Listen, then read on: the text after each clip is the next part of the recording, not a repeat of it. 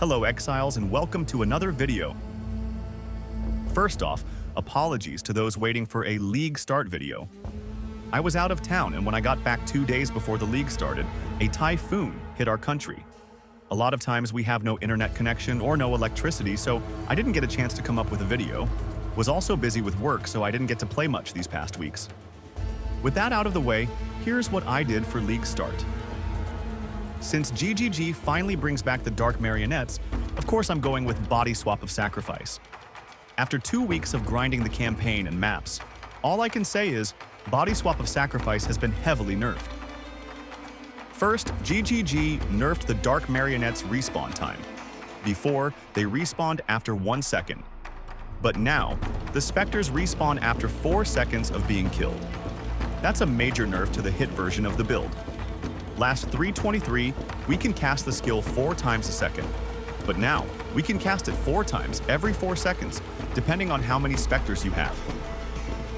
Second, Defiance of Destiny also got nerfed, from recovering 42% of missing unreserved life to only a max of 24%. We also lost the Cover in Ash mod from Infernal Cry. With these changes, I think there are still 3 ways to make the build work with Dark Marionettes. Number 1. Damage over time with big ignites. Number 2. Disregard cast speed and try to max the average hit to make the most of those 4 casts every 4 seconds. Lastly, increase the number of Spectres to compensate the respawn time with the use of Wraith Lord, or just supplement it with other minions. So for League Start, I went with the Ignite route since it's easier to start with. Just like last time, finish the campaign and level up using Righteous Fire.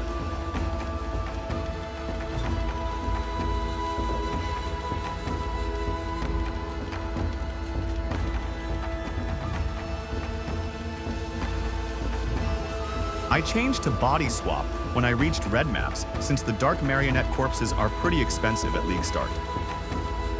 In maps, I farmed Ritual for the chance to get Dark Marionettes. Didn't get one, but the Divines are nice. Maybe they buffed the Ritual drops.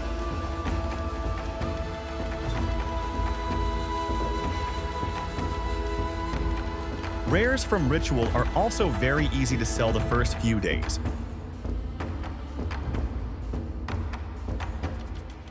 For the Ignite build, getting a Cane of Kulamak with gem levels, fire damage, and fire damage over time is the priority. No need for cast speed. Another good modifier is minion damage if you're using Spiritual Aid. The next one that I bought is an Elegant Hubris with 3 minion life and 1 minion damage. I bought this for 1 Divine. I also got my Endurance charge generation here. With the rework on Endurance charges, it is a great upgrade to the defenses. Surprisingly, shipping is very profitable. I got a Divine here and there, even with low shipping value.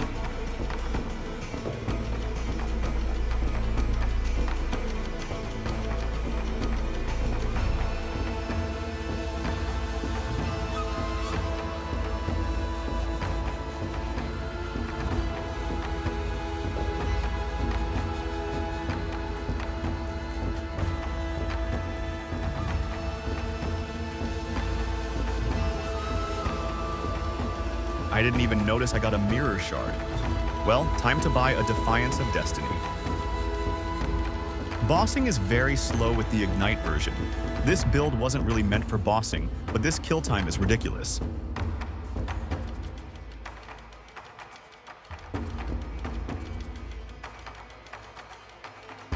After a few more Divines and a week into the league, I tried going hit build again.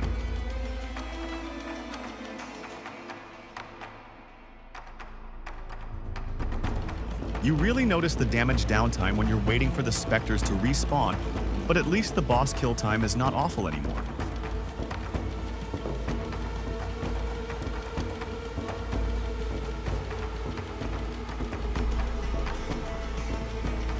With the nerf to Defiance of Destiny, I added a Firestorm linked with cast when damage taken, and I'm using life gain on hit Vitality Watcher's Eye. I later switched to Ball Lightning since it gives more hits. This coupled with a Flask with leech damage taken mod, and suddenly I don't even need to use Defiance of Destiny. though I still use it as an additional defense layer. Mapping is very smooth now with the hit version, can clear whole screens and very tanky. Only thing that can kill us are mostly damage over time and random one-shots. Here are the changes I made compared to the Affliction version. No cast speed on the staff. I'm using 1 with additional level to support gems. This is where I placed the Spectre and Empower. I also placed Elemental Weakness here with Life Tap, so it can benefit from the additional gem levels. Convocation in the last slot. For the armor, I got a Cloak of Flame with reduced extra damage from critical strikes. The helm, gloves, and boots are just standard rares with life, fire resistance, and chaos resistance. I just have a +2 minion gem levels in the helm. I'm also using a rarity mod in the helm just for the gold generation. Remember to get Ignite Proliferation in your gloves and max fire resistance in your boots. For the amulet, we're still using Defiance of Destiny. Even though it was nerfed, it is still a great defensive amulet to use. You could swap it with a replica Dragon Fang for more Spectre gem levels. I'm using a Polaric Devastation for my left ring since we can't cover enemies in Ash anymore with Infernal Cry. The other ring is a Curse on Hit ring with Flammability. For my belt, I'm using a Hunter Stygian Vice for more life, but if on a budget you could swap this with Chaos Binding or just a regular Stygian Vice with life and resists.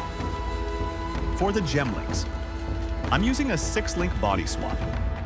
It's linked to Combustion, Awakened Fire Penetration, Life Tap, Cruelty, and Increased Area of Effect. Swap in Concentrated Effect if bossing. For the auras, we have Petrified Blood, Vitality, Arctic Armor, Purity of Fire, and Herald of Ash. You could swap Herald of Ash with Flesh and Stone for more defenses. Since we could easily max now our resistances with the addition of more max resistance passive skills, we could get away with using Purity of Elements instead of Purity of Fire with the Storm Shroud combo. The only downside with Purity of Elements is the high mana reservation.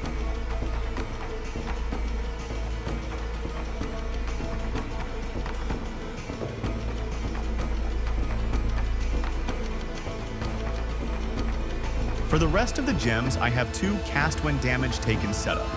One with Immortal Call, and another with Ball Lightning for the life gain on hit. Feel free to swap out Immortal Call with another guard skill, or you can use Automate linked with Phase Run. For the flasks, the only important flask is the Ruby Flask with leech damage taken from hits. Other flasks are up to you if you want more defenses, damage, or magic find. For the passive tree, it's almost identical to the 3.23 version of the build. Get the max fire resistance nodes here if you're sticking with Purity of Elements. Get as much minion life as you can. Get 80% chance to avoid shock from the Timeless Jewel if you're using the Storm Shroud combo. The other 20% you can get from jewels. For the large cluster, any notable passive will do. Just avoid those that destroy corpses like Cremation. More minion life on the medium clusters, and I have a small cluster here for Culling Strike. Now, onto a map showcase. I'm running a Harbinger strat for the Fracturing Shards. Hopefully, I can get a Mirror Shard drop.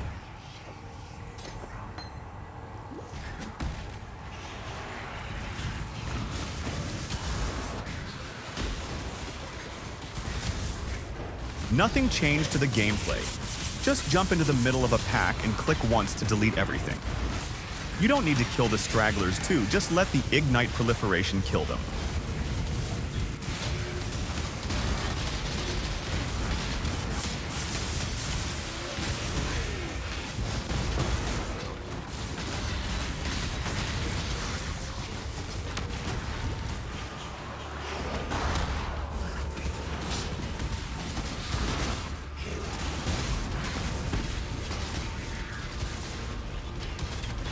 You might be thinking why I don't link Convocation with Automation.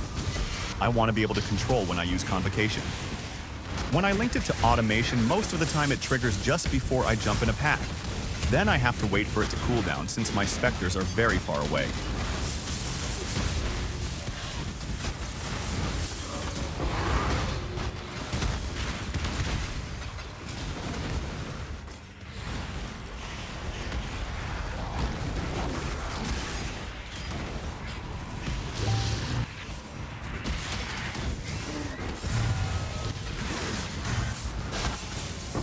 Eater altars are a piece of cake for this build. Just watch out for the less recovery per endurance charge. That, combined with bleeding, and you're sure to get killed.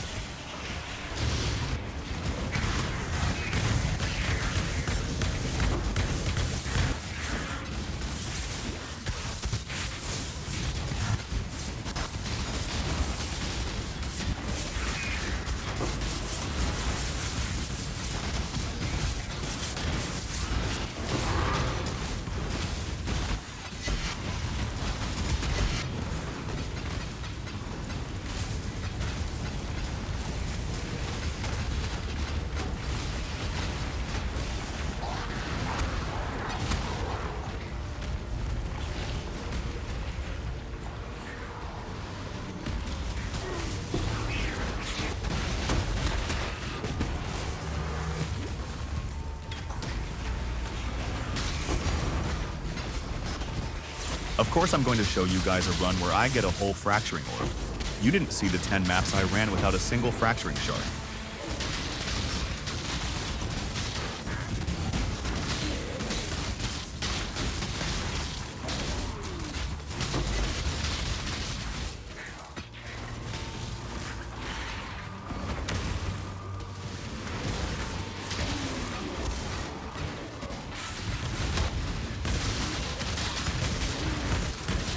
Let the Ignite do the work. I'm just looting here while everything is dying.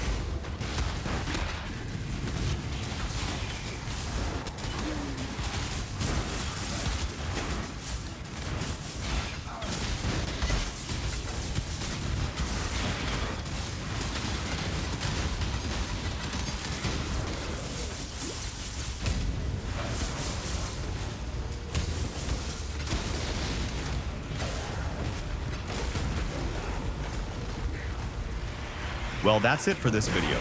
This was long overdue. It's already the 4th week of the league. If you like this video, make sure to like and subscribe. Thank you for watching.